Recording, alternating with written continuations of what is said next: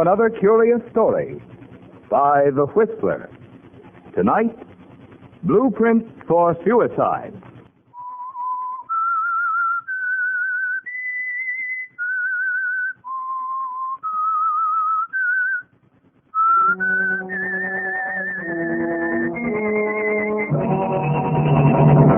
I am the Whistler, and I know many things, for I walk by night. I know many strange tales hidden in the hearts of men and women who have stepped into the shadows. Yes, I know the nameless terrors of which they dare not speak.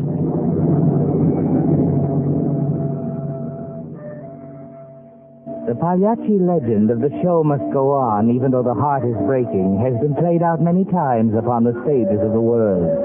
But sometimes it doesn't come off just right. For instance, take the case of David Dane, the comedian. He's one of the most popular performers in the theater. And as he stands out in the glare of the footlights on the stage of the Regent Theater, you'd think he would be the most carefree man in the world. Everybody loves him. He's got everything: fame, fortune, a pretty wife. There she is, standing in the wings, watching him, smiling at his jokes. And anyone who saw you, Martha, greeting David as he comes off the stage would be sure you meant what you say. How was it, Martha? Wonderful, darling. Now you better take another curtain, Mr. Dane. Go ahead, David. Okay.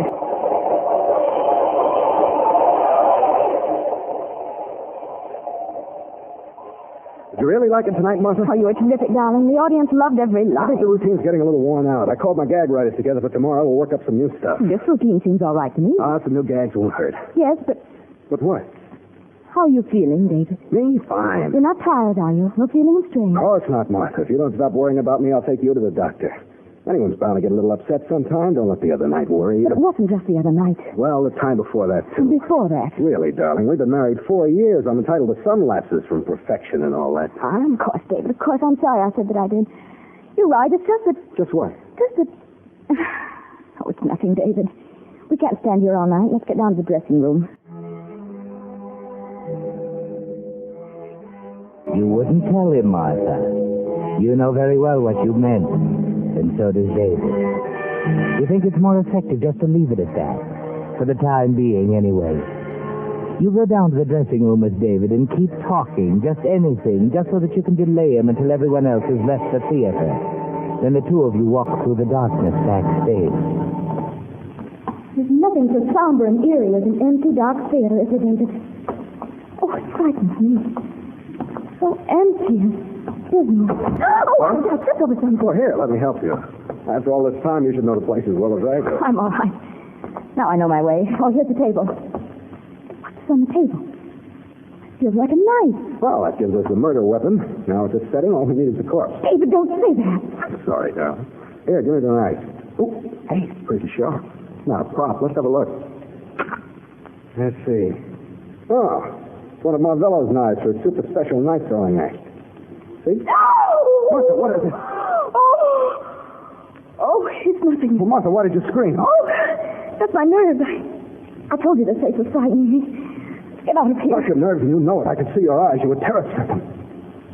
You were afraid of me. No, it was just the way you were holding the match, David. It threw such a strange light on your face. It wasn't just a match. There's a lot more to it, isn't there, Martha? A great deal more. It's what you started to say before. When I finished my act, you wouldn't continue. And I know what you were going to say. You're worried. Worried about me. You think there's something wrong with me, don't you?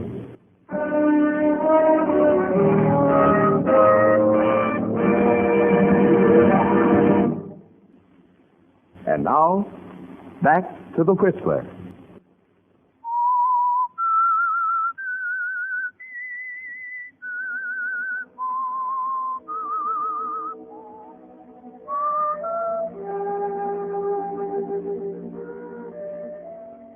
Well, Martha, your little plan is working very well, isn't it? You started it only a few days ago, and already you have David believing that there's something wrong with him, that you're in terror of him. Now, Martha, what's the next step? You have that figure, too. It's just a little suggestion you've planned for the way home tonight. You get him to walk from the theater. The night air will relax him, you say. And soon you're coming to the river. We should do this more often. I've always enjoyed this walk home along here. We used to like to stop at the river and stand on the bridge and look down into the water. It's nice. Martha, listen, it's just that I'm a little nervous. I haven't been myself lately. I'll be okay. Of course, darling, of course. You just forget about it. But, Martha, I can't forget. You were frightened. You were afraid of me. Oh, darling, no, it was just circumstances. Circumstances, yeah. Now, David, please. Look, we're on the bridge. Let's stop for a minute. Oh, all right. There. Isn't that beautiful, the moonlight on the water? Mm-hmm. Darling, I ought to be getting home. I have some letters to write before I go to bed. Now, you're not going to stay up writing letters. You need rest. Besides, you can dictate them to your secretary in the morning. Oh, I guess I forgot to tell you. Grace resigned last week. You mean... Yes, I don't have a secretary at the moment. Oh, no, David, you didn't... What? You didn't frighten her, too, did you? Martha, for heaven's sake, I didn't... I'm sorry, darling. I'm sorry.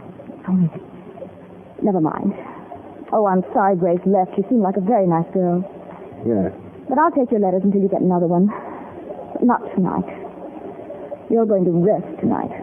I guess I am sort of tired. Of course you are, darling.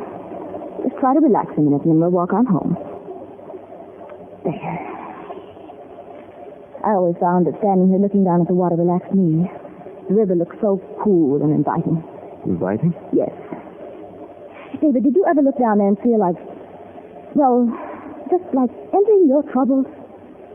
I don't know. I did once when I was lonely and discouraged. I guess a lot of people have felt that way standing here. That's why they call this Suicide Bridge.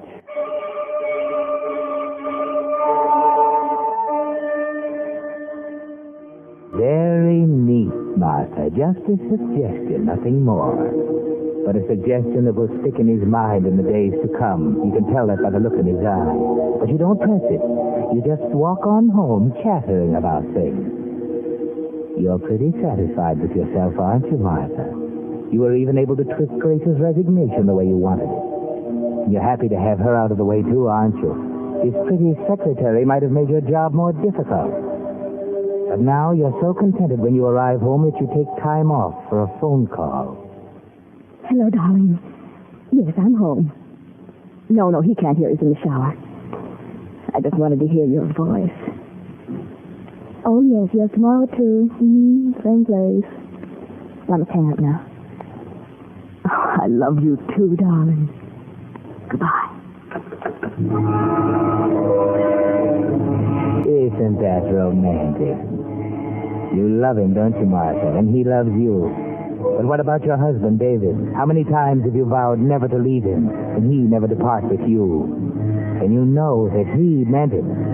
But you have your own ideas on the subject, a plan that's bound to work. It's dark now. David's asleep. But you're not. You can't sleep. You've got work to do. You've got a lot of work to do. Martha, what's wrong? What is it? Where's that light? Okay. Oh, David. David, why did you do it? Why? Get hold of yourself. Stop it. Your hands on my throat. I thought I was having a nightmare, but I couldn't breathe. I opened my eyes, and there you were, leaning over me. Trying to choke me. Martha, you don't know what you're saying. You were having a nightmare. No, I wasn't. It was you, David. No, Martha, it's impossible. I couldn't. It's so incredible.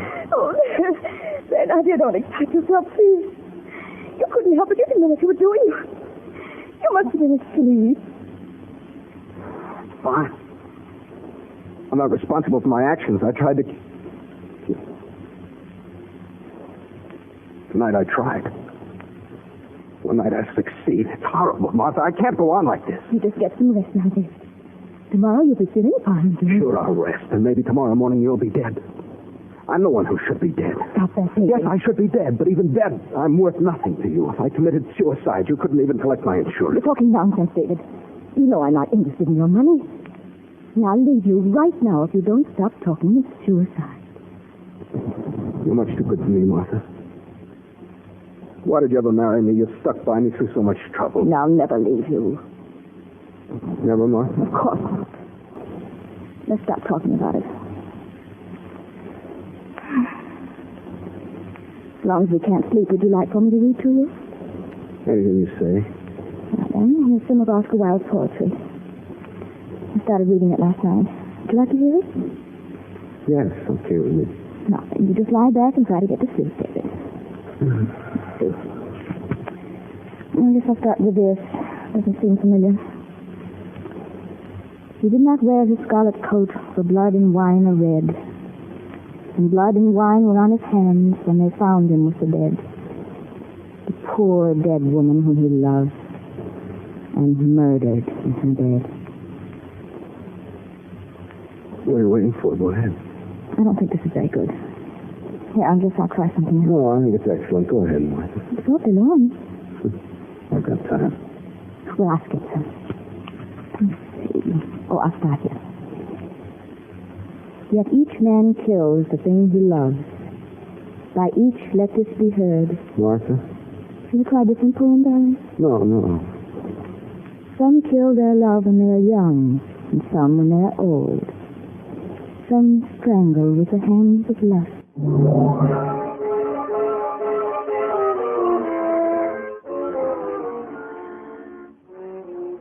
That's quite a bedtime story, Martha. You picked it at random, with great care. And it hit the mark.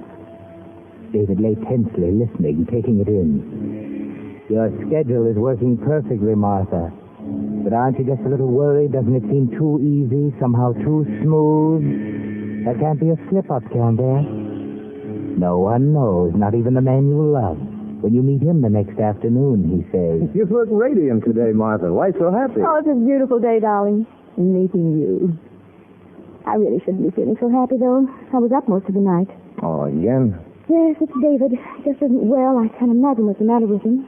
He acts so strangely. Martha, darling, you can't go on like this. Yes, I know, darling. I almost asked him for a divorce last night, but I just couldn't. Oh, he's so ill and he needs me. It would break his heart, but... Martha, you've got to think of yourself. I know, but I just can't. I don't love him anymore, but I just can't hurt him now. Not now. Well, I admire you for it, Martha, but what about us? Oh, I don't know, darling. I don't know. Maybe later something will work out, but now I mustn't stay much longer. I have to get back to him. Why? I thought we were going to spend the afternoon in... I know, but he's having a conference with his writers, and his secretary quit him last week, so he needs me to take notes. I can't disappoint him. Please understand, darling.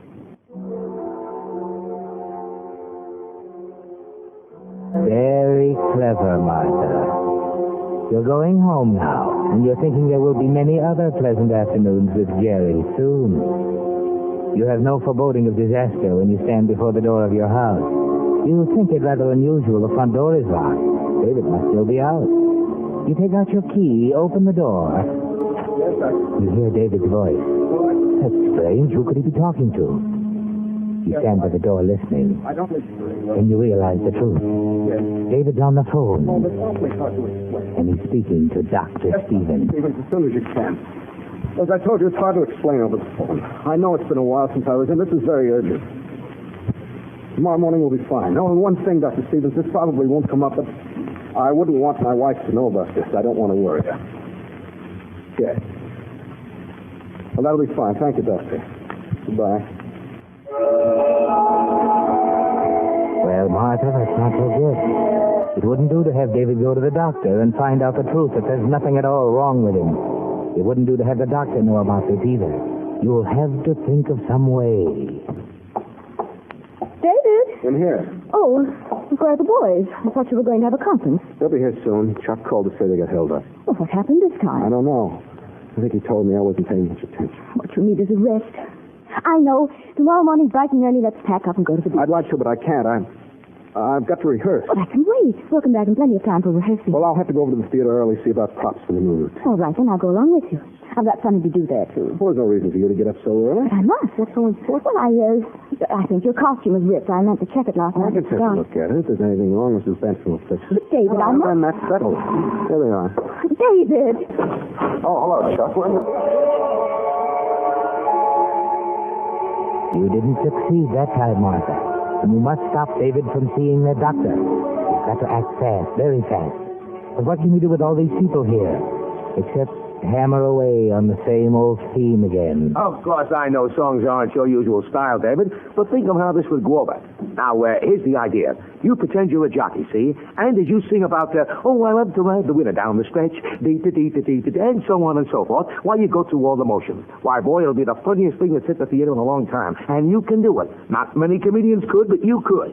Well, how does it sound to you? Sounds pretty good to me. Well, it's not bad at all. With a little polishing, it could work into a terrific showpiece. What do you think, Martha? It sounds pretty good, but, But what? would you think it's a little strenuous for you? Strenuous? Oh, now, after all, Martha, he isn't really going to ride a horse over the hurdles, you know. What do you think, David? Well, I don't know. That is, I think maybe... It's easy to see that David will go places with your help, Martha. His writers are a little bewildered by your behavior, but you don't explain. The conference continues. You do your best to slow things up. You disagree. You suggest changes until everyone's worn out. But still, you won't stop. Because you've decided on a plan, and you're waiting and hoping. Luck is with you, Martha. The phone rings. You hurry over and answer it. You carry on a conversation. No one can hear what you're saying. You just tell the man that David's busy now, can't be disturbed. But you go on talking even after he hangs up. Finally, you hang up. David asks. What was it, Martha? Just the wrong number. It was a long, wrong number. Really, it was hard to convince. You feel happy now, Martha. Everything's running just right again. Now you can't wait until they leave. You want to be alone with David. So you rush things. Finally decide the new routine is just right for David. Perfect, in fact. And they leave. You turn to David. You got that, Fiddle? I think it's one of the best routines I've ever had. Would you like to take a nap A now? nap? I feel better than I have in a long I time. want to rest before tonight's show. Madam, I beg to differ. In fact, my idea is that we go out and celebrate. There's a cocktail party at the Bennett's. How about surprising them and showing up? But you'll tire yourself out. You have a show to do tonight. You know what? I'm going to try out that new routine. I'll prove to you what a great comedian you married. Come on, we'll go right to the theater from the park. No, David. I wanted to talk to you. You can talk to me at the party. Come on, a party is just what I need right now. All right, David. Just as you say. You gave in rather quickly, Martha. You decided a cocktail party might be just what you needed, too. Not that your spirits need any lift. It's just that a party atmosphere suddenly appealed to you as the very place to strike that final blow. Well, David and Martha, I must say I feel honored having you here. You two have been behaving like hermits lately. David's been working so hard. I'm thinking of you every minute, Pearl. Where's Roy? I haven't had a talk with him in months. In the kitchen getting more ice. I'll go and help him. I'm invaluable at that. I doubt if you even know what ice looks like. You put so little in your glass. That's my unselfish spirit. I don't want to take the other fellow's share. Excuse me. David's feeling good. You encourage him, bring him more drinks, laugh and chatter. It's a very gay party. But it's getting late. You still have work to do. That empty balcony will serve very well. You and David can go out there. Oh, it feels good to get out in the air. I'm beginning to get a little dizzy. The air does feel good. I hate to leave here, though. I'm having such a swell time. We'll have to go in a few minutes. I'll be late. Are you really going to do the new routine tonight? Sure, it'll knock 'em over. Tonight I'll show that audience the true David Dane, and by tomorrow night I'll have that act so polished up the shine will hurt their eyes. You'll have to rest up tomorrow. Oh, yeah, sure. You can sleep all morning. Yeah. No, I have to go out. You can sleep all morning, David. No, I can't. Yes, you can, David. You don't have to see Dr. Stevens tomorrow. Martha, what are you saying? I know about Dr. Stevens. But how could you? You weren't there. It was Dr. Stevens who called during the writers' conference this afternoon. But he promised. I know, David, I know. He promised not to tell me. But he had to call. He had to talk to me. I don't understand. He promised. He didn't know what to tell you. Well, if it was just to break the appointment, I don't see why he had to make such a ceremony out of it. Oh, I wish it were that, dear, but it wasn't. You see, he didn't know what to tell you after he examined you. Well, how could he until the examination was over? After all, if I wanted my doctor to be psychic, I'd go to some sort of spiritualistic meeting. No, David, please, darling, you don't understand. You realize why you wanted to see him. And after all, he knows you, and but he didn't see any point in examining you, but he was willing to go through the motions. He wanted to talk to me about what to tell you. I mean, how much to tell you. Oh, David, I'm telling this very badly. On the contrary, you're making it very clear. No, I'm not. It's just that I That can't. there's nothing any doctor can do but break it to me gently. That's it, isn't it? That's what it amounted to. Hey, David, you're going to be late for the show. Yes, by all means. I mustn't be late for the show.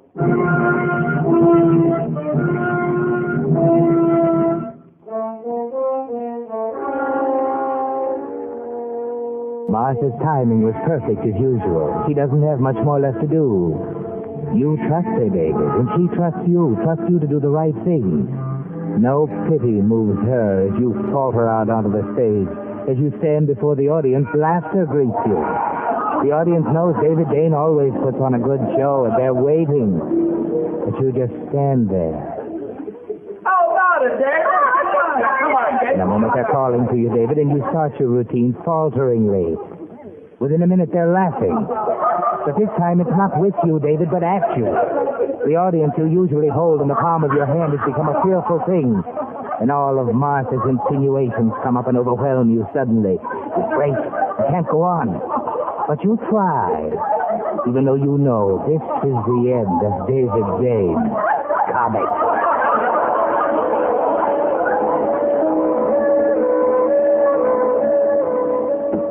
Martha's leaving the theater now, even though David's still on stage.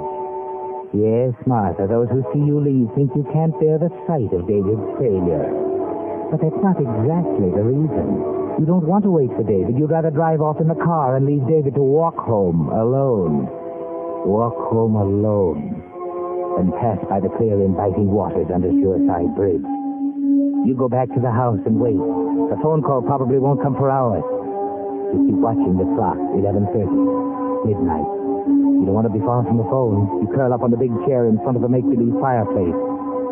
You're almost wishing this were all make-believe, too. Almost. The phone still doesn't ring. Your eyes won't stay open. It's almost 1 o'clock. You're fast asleep, Martha. Martha? Martha? Martha? You don't hear him, Martha. Martha? All these days and nights have made you very tired, so tired that you sleep soundly now. And David doesn't see you hidden in that big chair facing the fireplace. It looks as if your plan didn't succeed, Martha. Not the water. No, not for David, the river. In another way, a surer way. No one can see him and stop him. You better wake up, Martha. Can't you hear that sound? It's gas. Gas to take David's life. Gas, Martha. You are right to trust David. He'll always do the honorable thing. He won't burden you with himself anymore, Martha. But it's getting late. You better wake up now, or you won't ever know how your plan succeeded. David. David. Gas. Gas. Oh, David. You're awake now, Martha. But you're weak. You're trying hard to move from the chair. You're weak, Martha. Too weak. You can barely stand up. Slowly and painfully you try to reach the kitchen. Then you'll turn off the gas. Then everything will be all right.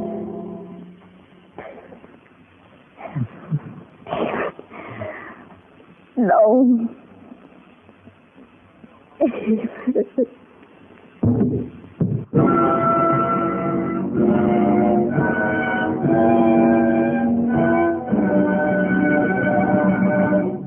The Whistler will return in just a moment with the strange ending of tonight's story.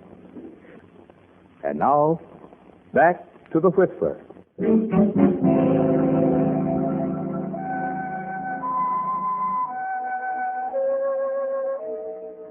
Well, Martha, you figured it perfectly, up to a point. You hadn't figured on David choosing that way. But when you woke up to find the apartment filled with gas, you tried desperately to reach safety. But you couldn't make it, could you? Too bad, Martha. And the real tragedy of it for you was you figured it all wrong. You needn't have played such a dangerous game at all. If only you could have known the things that David put into the suicide note he wrote just before he turned on the gas. They found it beside your two bodies next day. It read, Dearest Grace, please forgive me for this. I couldn't help myself. You were right when you resigned as my secretary. Our love was doing terrible things to us both. It made me subconsciously hate Martha enough to try to kill her in my sleep. I should have left her, but I couldn't. She was so tender and understanding. And she kept telling me how she'd never leave me. I couldn't tell her that I really loved you. Goodbye, Grace. David.